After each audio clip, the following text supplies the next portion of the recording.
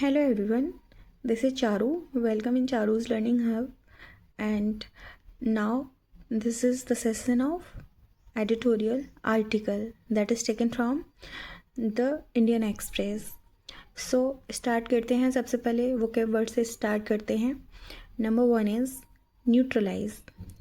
Neutralize is verb and इसका मतलब होता है किसी चीज़ का प्रभाव ख़त्म कर देना, किसी चीज़ को निष्प्रभावी बना देना. टू मेक समथिंग इनइफेक्टिव, किसी चीज़ को निष्प्रभावी कर देना. So usages is the medicine neutralizes the poison.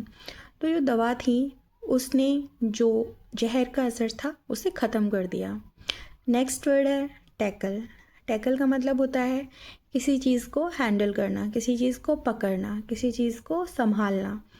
So usage is government is trying to tackle the unemployment. Next word है uncompromising. Uncompromising होता है बिल्कुल ही आप स्ट्रिक्ट रहते हो, आप किसी चीज़ से कॉम्प्रोमाइज़ नहीं करते हो and you don't compromise at any cost even you are in the bad situation to.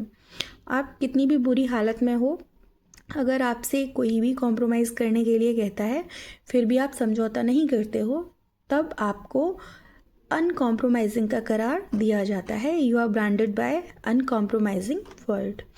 सो इसका मतलब होता है who does not change his decision even in difficult situation. Usages is she was uncompromising even after facing many obstacles. तो वो जो थी बिल्कुल strict थी, अनकॉम्प्रोमाइजिंग थी, बहुत सारी बाधाओं को फेस करने के बाद भी अटल थी. नेक्स्ट वर्ड होता है डिकैपिटेटेड. डिकैपिटेटेड का मतलब होता है डिस्ट्रॉय समथिंग और समवन. वैसे तो इसका जो एक्चुअल मीनिंग होता है वो जो धड़ से सर को अलग कर देना होता है, but sometimes it usages as a destroy. So something और someone who has no head और destroyed. So in usages I will use this word in sentence. In Ahad, I watched the decapitated man who murdered many people. तो मैंने आहट में देखा कि जो एक बिल्कुल सर कटा हुआ आदमी था उसने कई सारे लोगों के मर्डर कर दिए. नेक्स्ट वर्ड पे हम आते हैं. तो नेक्स्ट वर्ड है डेडलाइन. डेडलाइन होता है अंतिम तारीख किसी भी चीज़ की, किसी भी काम को करने की जो अंतिम तारीख होती है. आप कोई भी ऑफिशियल प्रोफेशनल कैसा भी वर्क करते हो तो एक मतलब डेट दी हुई होती है ना, उसको हम डेडलाइन बोलते हैं. Last date of something, date of end. So अगर हम इसका वाक्य में प्रयोग करें, if we use this sentence in word, then tomorrow last date of application form, you have to submit form before deadline. तो कल सब जो लास्ट डेट है एप्लीकेशन फॉर्म की, तुम्हें डेडलाइन से पहले अपने फॉर्म को सबमिट करना होगा. नेक्स्ट वर्ड आता है milestones. Milestones, you have read about milestone in many newspapers.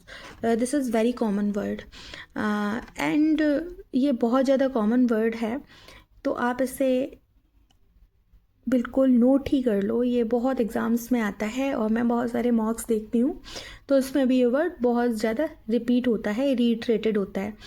तो इसका मतलब होता है अचीवमेंट और इम्पॉर्टेंट स्टेज इन प्रोग्रेस और इन जर्नी. जब आप कोई काम कर रहे हो, अचानक से एक सफलता आती है ना, तो उसको जहाँ से सब कुछ बदल जाता है तो उसको हम बोलते हैं माइलस्टोन्स, उपलब्धियाँ. So getting 1K 1000 subscribers was a milestone in my YouTube journey. तो जब मेरे 1000 सब्सक्राइबर्स हो गए वो मेरे लिए एक बहुत बड़ी उपलब्धि थी मेरी यूट्यूब जर्नी में. नेक्स्ट वर्ड आता है नक्सल. अच्छा, नक्सल होता है हु हैज़ माओइस्ट आइडियोलॉजी. तो जिसकी मतलब माओवादी से प्रेरित जो लोग होते हैं, जिनकी माओवादियों जैसी विचारधारा होती है, उसे हम बोलते हैं नक्सल. वामपंथी. West Bengal is affected by Naxal activities. अच्छा, हम अब दूसरे शब्द पे आते हैं stiff. It is adjective and इसका मतलब होता है हार्श, हार्ड, डिफ़िकल्ट, बहुत ज़्यादा कठोर. तो अगर हम इसका यूजेस करें Sometimes for goodness of children, parents take stiff decisions. तो कभी कभी जो बच्चों की भलाई के लिए जो पेरेंट्स हैं वो काफ़ी स्ट्रिक्ट डिसीजंस लेते हैं, स्ट्रिक्ट डिसीजंस लेते हैं. नेक्स्ट वर्ड आता है रीइटरेटेड. रीइटरेटेड ये भी एडजेक्टिव होता है और रीइटरेट ये वर्ब होता है. इसका मतलब होता है रिपीटेड, रिपीट करना, रिपीट किया हुआ, दोहराया हुआ या दोहराना.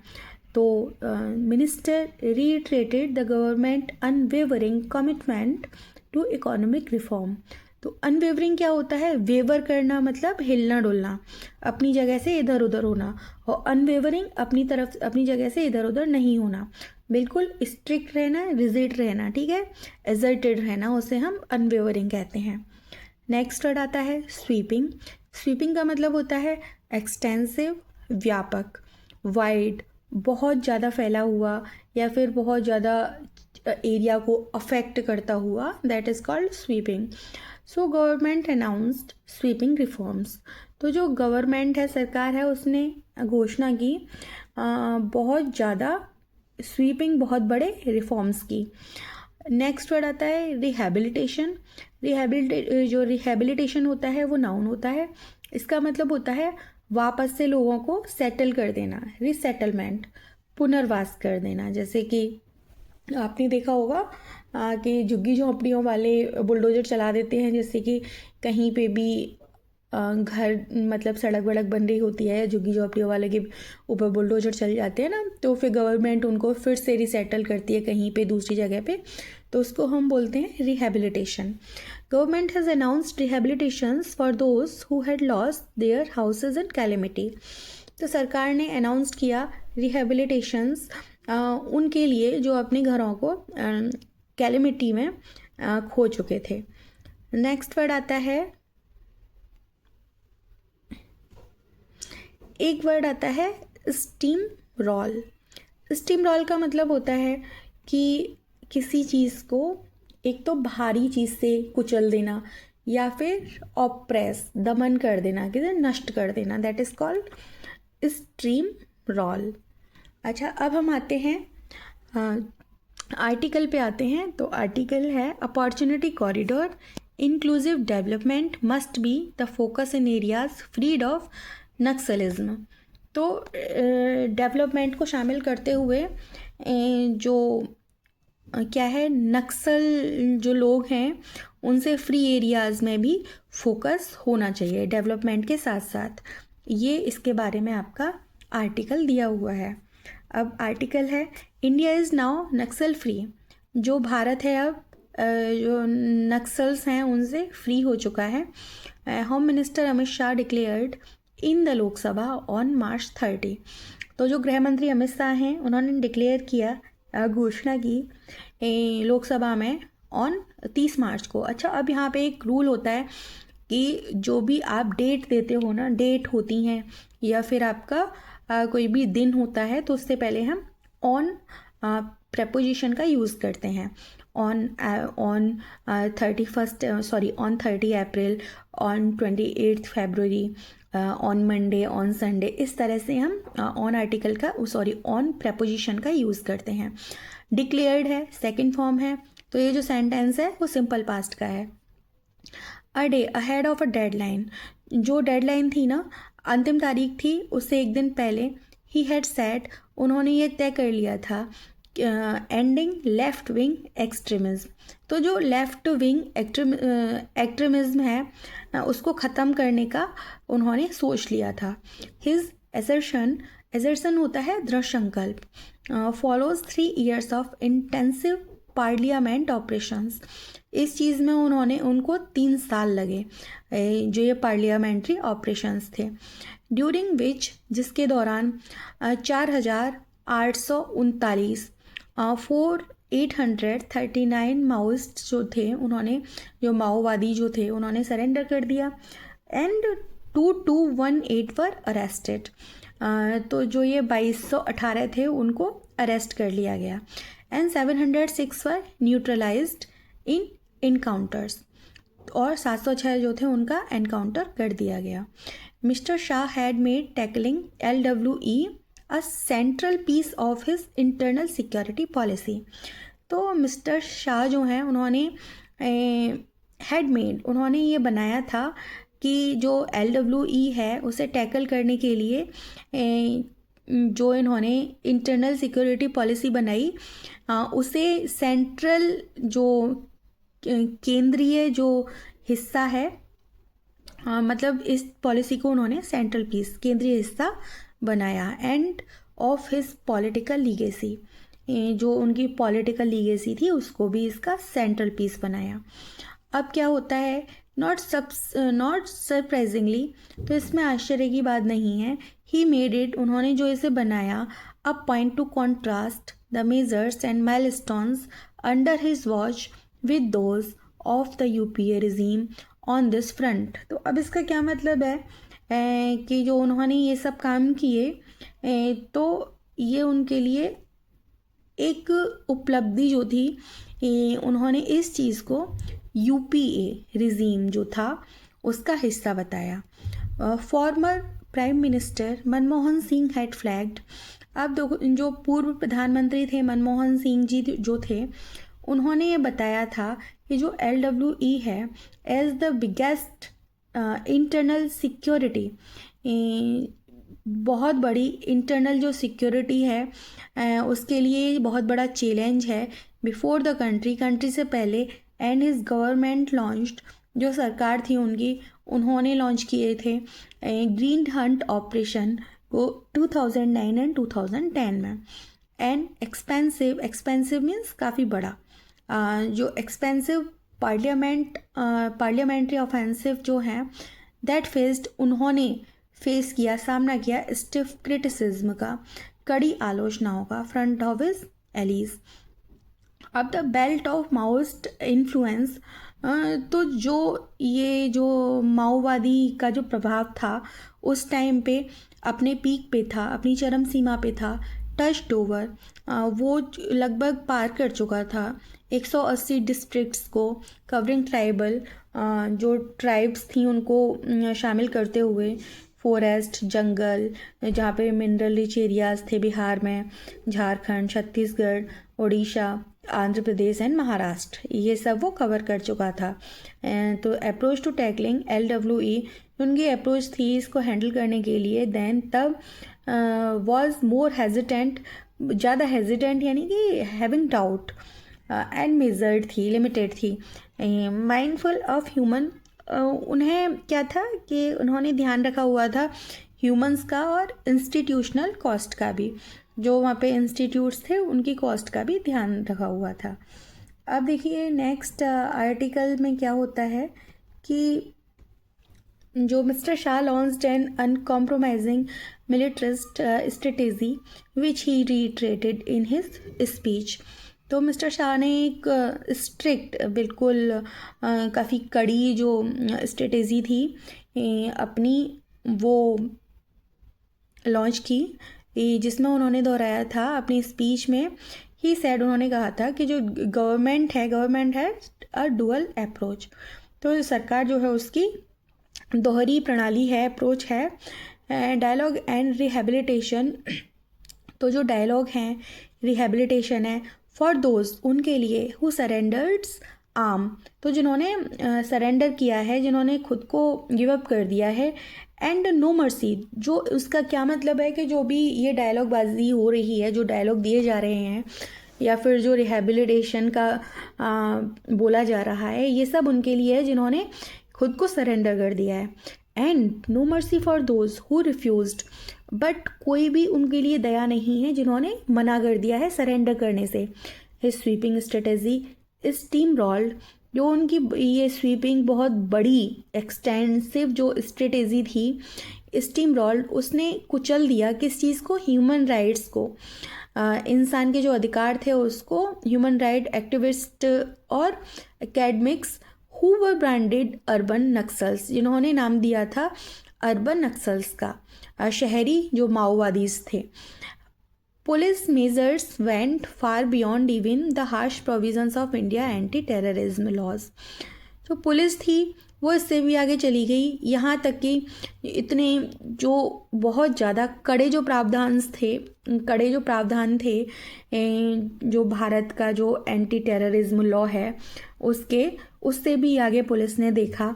अब देखो क्या देखा, स्ट्रैंगलिंग फ्रीडम्स, जो स्वतंत्रताएं हैं उनका गला घुट रहा है, एंड डिस्टॉर्टिंग जुडिशियल प्रोसेसेस, न्यायिक जो काम हैं, प्रोसेसेस हैं, उनको क्या किया जा रहा है, डिस्टॉर्ट किया जा रहा है, बिगाड़ा जा रहा है। द पार्लियामेंट्री ऑपरेशंस है, जो पार्लियामेंट्री ऑपरेशंस हैं उनके पास इन ऑल प्रोबेबिलिटी हर तरह से डिकैपिटेटेड, नष्ट किया गया। द मिलिट्री कैपेबिलिटीज़ को, जो मिलिट्रीज़ की जो कैपेबिलिटीज़ थी ऑफ द इंसर्जेंट यानी कि ये जो आक्रमणकारी थे, उनकी जो मिलिट्रीज़ कैपेबिलिटीज़ थी उनको बिल्कुल डिकैपिटेट कर दिया गया, नष्ट कर दिया गया। Opening the possibility of state presence in some of the least governed regions of the country. Mister Shah कहते हैं कि जो कैंपेन टू इस्टेब्लिश, जो ये कैंपेन है establish a school in every place, तो बनाने के लिए एक स्कूल हर गांव में, एंड प्रोवाइड, उपलब्ध कराने के लिए आधार और राशन कार्ड को उपलब्ध कराना टू रेजिडेंट्स, वो निवासी in some of the worst affected area has already begun. तो क्या बोला है मिस्टर शाह ने कि ये कैंपेन चलाया जा रहा है स्कूल बनाने के लिए हर गांव में, और हर उस इंसान को जो बहुत ही ज़्यादा बद से बदतर हालातों में अफेक्टेड एरियाज़ में रह रहे हैं, उनके लिए राशन कार्ड और आधार कार्ड प्रोवाइड कराने के लिए ये काम पहले ही शुरू हो चुका है। तो ही इज़ राइट, वो सही हैं that Maoists are ideologically opposed. तो जो माओवादी हैं वो विचारधारा की से तो क्या है, अपोज्ड, मतलब विरोध करते हैं टू पार्लियामेंट्री डेमोक्रेसी का। तो जो माओवादी की विचारधारा है वो पार्लियामेंट्री डेमोक्रेसी का विरोध करती है, which is a position delinked from the development और its absence. Nevertheless inclusive development is imperative. अच्छा, इम्परेटिव का मतलब होता है जरूरी, for a stable and peaceful society. तो जो डेवलपमेंट है, विकास है, इसके साथ साथ जो विकास के साथ साथ ये चीज़ें ज़रूरी हैं, किसके लिए, स्टेबल होने के लिए और पीसफुल, जो शांति के लिए सोसाइटी में। The defeat of LWE extremism, जो हार है इसकी LWE की, लेफ्ट विंग एक्सट्रीमिज्म की, should not accelerate crony capitalist. अच्छा, जो ये क्रॉनी कैपिटलिस्ट होता है ये एक शब्द है, इसका मतलब होता है कि आप अगर बहुत अच्छे हैं अपने बिजनेस में, अपने काम में, तो अगर आप सक्सेसफुल हो रहे हैं तो उस सक्सेस को क्रेडिट न देते हुए आपके कितने अच्छे सरकारी ऑफिसर्स से या फिर नेताओं से आपके कितने अच्छे रिलेशंस हैं, उस पे ज़्यादा जोर देना। तो इससे आप बोल सकते हो भाई भतीजावाद, पूंजीवाद। ठीक है। तो अब यहाँ पे क्या है कि further alienate tribal rights, instead it must lead to genuine expansion of the right tribals, their substantive participation in parliamentary democracy and accountability in resource extraction. Mr. Shah deserves credit for leading the operational success in curtailing LWE. He must now lead a politics of reconciliation and heal the wounds of the battle. अब यहाँ पे पूरा क्या बात बोली गई है कि जो इन सब चीज़ों का क्रेडिट है वो मिस्टर शाह को जाता है, जिन्होंने LWE को ख़त्म करके जो ये ऑपरेशन चलाया था इसको सफलता दिलाई है। So he must now lead a politics of reconciliation. अब वो क्या कर सकते हैं, लीड कर सकते हैं पॉलिटिक्स ऑफ रिकन्सिलिएशन। ये क्या होता है, जो पॉलिटिक्स ऑफ रिकन्सिलिएशन होता है कि आप फिर से लोगों को अपनी कुछ नीतियों को आप प्रूव करके लोगों को फिर से राजी कर सकते हो वोट बैंक के लिए। And heal the wounds of the battle, और ठीक करना जो बैटल वुंड्स यानी घाव और द बैटल युद्ध के। सो ये था आज का editorial article. So thank you for watching and I hope अच्छा लगा होगा, समझ आया होगा। Thank you for everyone.